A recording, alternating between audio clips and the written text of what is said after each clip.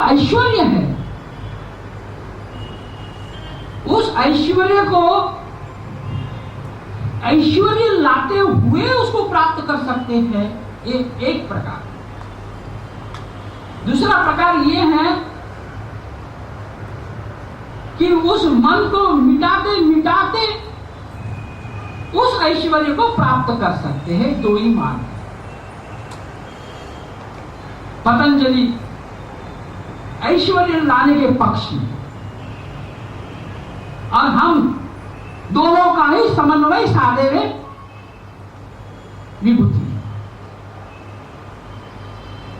तो उसको लाने के लिए पतंजलि ने अष्टांग योग सूत्र बताया, परंतु उस अष्टांग योग को कोई नहीं समझ रहा। श्रेणियां है, यम, नियम, आसन, प्राणायाम, प्रत्याहार, धारणा, ध्यान और समाधि। पहले ही सीढ़ी दुख दे रही है, पीड़ा दे रही है, संताप दे रही है और अंत में मौत में घसीट के ले जा रही है। उसे यम कहते। इस यम से परे होना हो आपको तो उस यम के 5 सूत्र बताए हैं। अहिंसा, सत्यम, अस्तेय, ब्रह्मचर्य, अपरिग्रह। और ये एक को साधने के साथ साथ में होता है। अहिंसा का मतलब है कि अपनी ओर से ये जो मन है वो दूसरों को शासन कराने में, दूसरों को दुख देने में, दूसरों को तकलीफ देने में अपना उपयोग करता है। अभी ये मैं तुझे दृष्टि दे रहा हूं कि अहिंसा का मतलब है कि प्रेम, अहिंसा का मतलब है कि करुणा, अहिंसा का मतलब है कि सेवा। जब जब भी ये मन अंदर में अपना कार्य प्रारंभ करेगा उसकी तरफ दूरी रखते हुए तू इस बोध के साथ, अपने इस बोध से निर्माण होने वाले ज्योतिर्मय आभा के साथ तू रहे। उस बात जैसे जैसे ये बात पक्को होगी आपके अंदर में, ऐसा ऐसा सत्य का तुझे प्रकाश हो। सत्य का मतलब है कि जो परिवर्तनशील नहीं है, क्षणिक नहीं है, भंगुर नहीं है, अनित्य नहीं है, पहले भी था, अभी भी है, आगे भी है, जैसे कि जैसी जिसकी स्थिति रहती है उसे ही सत्य कहा है। वो आप दुनिया के जो अलौकिक सुगंध है वो उसके द्वारा बाहर निकलती है। वो निर्विमान है, वो अक्रिय है, वो अमूर्त है, वो अच्युत है, वो शुद्ध है, वो बुद्ध है, वो केवल है, वो निर्लिप्त है, वो दृष्टा है, वो साक्षी है, वो सच्चिदानंद है, वो शाश्वत परम आनंद है, ब्रह्म। अपरिग्रह का मतलब है उसको कोई परिग्रह की आवश्यकता नहीं है। पूरा ब्रह्मांड ही उसका परिग्रह हो गया है। हमारा पूरा ब्रह्मांड परिग्रह है। इसलिए तो कहीं कुछ हमने बनाया नहीं, हमको बनाने की जरूरत नहीं है। गगन मंडल घन। तो ये सब बातें केवल एक ही कुंजी है, साक्षी दृष्टा में। उसका स्मरण हर क्षण हर पल बोध से चलते, बोध से। अब प्रमाद हर क्षण जीना है, हर क्षण। तो ये जो मौत घटती है इर्द गिर्द, ये जो यमदूत आगे पीछे लगे हैं, ये अपने से बच जाएंगे। इसको पूरा नियम। नियम का मतलब है कि जिसको नियम की आवश्यकता नहीं है और अपने से नियम घटते हैं उसको नियम उत्स्फूर्त होता है। स्वयंभू होता है, उसको कोई मर्यादा की, कोई नीति की, कोई सदाचार की आवश्यकता नहीं होती। उसका जीना ही सदाचारी होता है, उसका बैठना ही नीति से पूर्ण होता है, उसका देखना ही अमर्याद होता है, उसको मर्यादा छू नहीं सकते। और उसके अंदर में भी फिर ये 5 और आ गए नियम में। उसको सोच, संतोष, तपस, स्वाध्याय, ईश्वर प्रणिधा। सोच का मतलब होता है सामर्थ्य, हर व्यक्ति का सामर्थ्य रहित, स्वामी रहित और कला रहित। ये जो इस वजह से स्वच्छ हो जाता है, दिन रंग स्वच्छ, हवा दिन हो जाता है, उसके ये तीनों भी समस्याएं दूर हो जाती। वो दूसरे का स्वामी नहीं बनता है, दूसरे का स्वामी बन ही नहीं सकते हैं। आप दूसरे का स्वामी बनेंगे, आप वही गुलामी में चले जाएंगे। वो स्वयं का स्वामी, जो स्वयं का स्वामी बन गया है, उसके पास में अपने से कलाएं उसके द्वारा शुरू होती हैं, बहती हैं,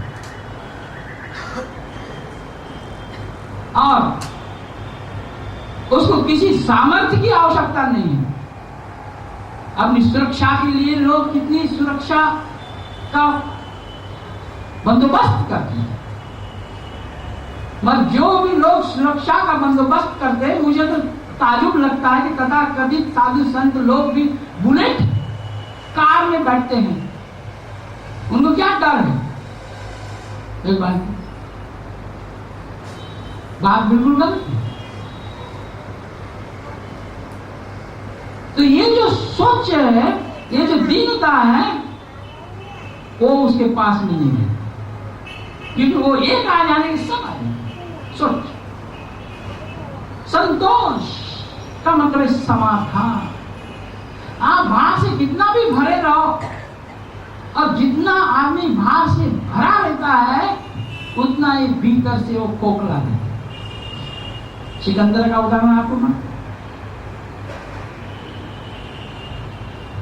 जब तक के वो स्वरूप में थोड़े भी सतोरी की भी झलक मिल जाए, आने वाले बहुत दिन बचे हैं, कभी भी घटना घट सकती है, मगर निराश मत हो। आज एक जन आया, वो पंडित ही है, बोले अपना आखिरी शिविर है, बोले। मैंने बोला मौत आ रही है, वो नहीं बोला मैंने, लेकिन आ रही है, एक आप बोलने की बात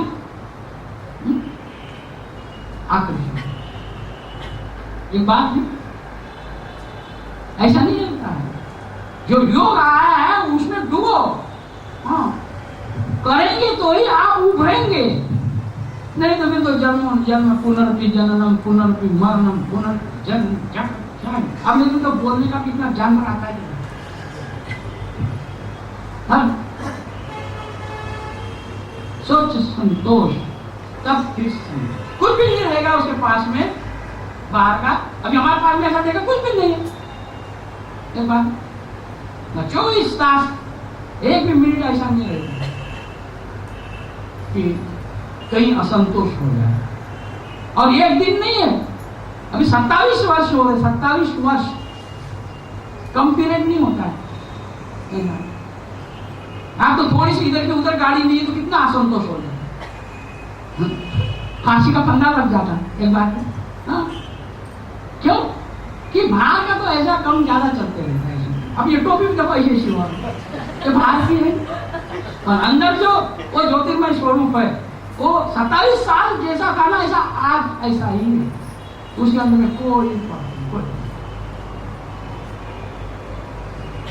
संतोष, तप, ये तप नहीं है जो बाहर का है। जब वो स्वरूप प्रकट हो जाता है, उसमें झोंक देना है। ये अभी इसलिए आपकी क्षमता पुष्ट है, ये है, वो है, हा? ये पार्श्वभूमि बनी है। कभी भी अपना स्लोगन यहाँ लगाए, छुपा के रखें, स्फोट की आवश्यकता नहीं, ब्रह्म स्फोट की आवश्यकता, वो कभी भी उसका स्फोट हो सकता। तो जब भी वो स्फोट हो जाए ना, घबराओ मत, पूरा उसके अंदर में छलांग लगा देनी है। वो छलांग को तब कहा, हम ये बाहर का एक पैर पर खड़े हैं और जूस ही पी रहे हैं और इधर टंगड़ा उधर टंगड़ा कर रहे हैं और लोगों को करवा रहे हैं, ये कोई तप नहीं है। इसका भी जल्दी साइड इफेक्ट आने वाला। वो एलोपैथी का जितना साइड इफेक्ट नहीं है, उतना इन टंगड़ों को इधर उधर करने से साइड इफेक्ट हो रहे हैं।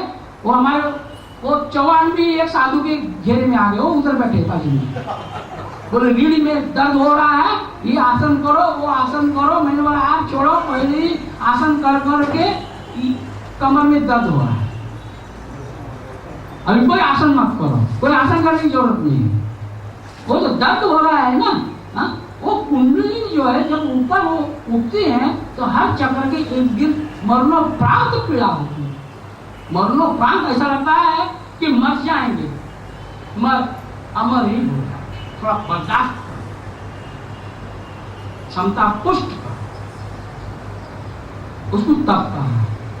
अब ईश्वर प्रणिधान, फिर क्या होगा कि जैसा कबीर ने भी कहा है कि मुझे जब वो नहीं मिला था तो मैं, जैसे लोग बोलते रहते हैं ना, उनको जिनको मिला नहीं ना वही लोग बोलते रहते, शास्त्र को पढ़ो, ये साधना करो, वो साधना करो, इस तीर्थ को जाओ, उस तीर्थ को जाओ, ये करो वो करो।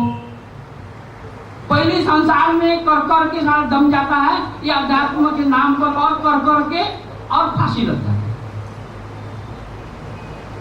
और जिनको भी सत्य मिला उनकी जीवनी पढ़ो, उन्होंने पहले करा है, मतलब कर कर के वो थक गए और छोड़ दिया उन्होंने। गौतम बुद्ध की बात है, आपको सबको मालूम है कि घर में भोग भोग के देखा कुछ नहीं, फिर त्याग त्याग कर दिखा। एक ऐसा पागल गुरु मिल गया, तेरे को बोले सत्य चाहिए, बोले बहुत कुछ नहीं है क्या, बोले सत्य की, और फिर अरे इतनी रानियां इतना मल हमने छोड़ दिए है, तो बोले तेरे को अभी एक ही बात, एक चावल का दाना खाना और मेरा नाम ले। उसका नाम था मरा मरा मरा मरा, उसने राम के विरुद्ध नाम रखा। ये मालूम ही नहीं बौद्ध साहित्य में कहा गए, वो उधर है उधर है बौद्ध साहित्य के पंडित, मरा मरा मरा मरा, अरे चावल का खाना खाना, बस हड्डियां हड्डियां पंजर हो गए। वो वैतरनाथ नदी थी, घुटना घुटना उसमें पानी था, 3 बार गिर गए। उसको लगा कि तो भोग भोग के भी देखा, विकार ऐसे के ऐसे है, और शरीर को सुखा सुखा कर भी देखा, विकार ऐसे है, मन में थोड़ी भी तब्दीली नहीं आई है, मन जैसा का ऐसा है, और ज्यादा जवान हुआ है, यानी ज्यादा भयभीत हुआ है। जवान हुआ का मतलब है ज्यादा महत्वाकांक्षी हुआ है। जवान होना का मतलब है कि ज्यादा तार्किक हुआ है। जवान होने का मतलब होता है कि ज्यादा दुनिया को शोषण करने की क्षमता निर्माण हुई है, इसको बोलते मन जवान हो। और उसने बोला कि सब झूठ है, वो भोग भी झूठ है, ये त्याग भी झूठ है। और पीपल का पेड़ था, उसके नीचे बैठ गए और सम्यक संकल्प किया कि अभी मैं न भोगूंगा न त्यागूंगा, बस बैठे ही रहूंगा, क्या होता है देखिए। अब उसी वक्त में करना है, मगर आप नहीं करना है ऐसा, आप रखड़े जाएंगे आप। और फिर उनको लगा कि तो बाहर शास्त्रों में, मंदिरों में, मस्जिदों में, गिरजाघरों में, चर्चों में विधि विधानों में कुछ नहीं है। जब हेमचंद इस श्लोक का अर्थ बता रहे, पूछ रहे थे, मैंने बोला बताऊंगा। ज्ञानेश्वर ने बोला माझे ने अनुसंधाने बिना यज्ञ जप तप दान हा होगा अधर्म दान है मजद भजन। माझे में अनुसंधान भी का मतलब है कि वैज्ञानिक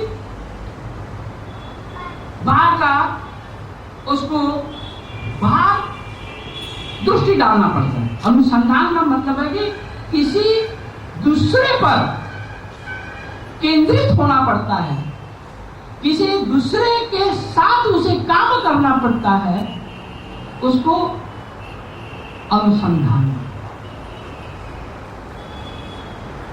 यहां ऐसा नहीं चलता, ये सब बाहर का अनुसंधान है। कोई भी बाहर कोई भी मूर्ति हो, कृष्ण की हो, राम की हो, जीसस की हो, क्राइस्ट की हो, मोहम्मद की हो, उसकी और दौड़ना है बाहर का अनुसंधान। माझे नहीं है, लेकिन वो गुरु आपको बताता है कि मेरे का मतलब है कि मेरे में जो प्रकट हो गया है वो आप में भी प्रकट है, मगर आप उसके ऊपर में जो आवरण है घूम घूम के यही काम करो लोग अहंकार के, इसलिए वह अनुभव नहीं होगा। उसके साथ जुड़ो, उसके साथ रहो, साक्षी के साथ रहो, और ये बोध के साथ रहो कि न मैं शरीर हूं, न शरीर में जो घट रहा है वो हूं, न मन हूं, न विचार हूं, न भावना हूं। इन तमाम प्रकृति के कार्य कारण स्वभाव लक्षण को देखने वाला मैं निर्लिप्त और असंग, इसको माझे नहीं अनुसंग। अब ये तो नहीं करेंगे, हा? वो आर्य समाजी यज्ञ नहीं कर रहे और लोग यज्ञ कर रहे हैं, कोई जप कर रहा है, कोई तप कर रहा है, कोई दान कर रहा है, ये अध्यात्म नहीं है। हे मतलब भजन न वे, भजन का मतलब है कि मैं तेरे भीतर प्रवेश होके तेरा कल्याण करता हूं, वो कल्याण नहीं होगा। नहीं। और ये बाहर की जो वैज्ञानिकता है, ये वैज्ञानिकता कितनी भी हो जाए, अभी कल मैंने इसको पूछा नहीं है, धोनी आ गया, अपना ये जो है ना, 2 ब्रह्मचारी ने बेड़ा गर्क कर दिया है, इसको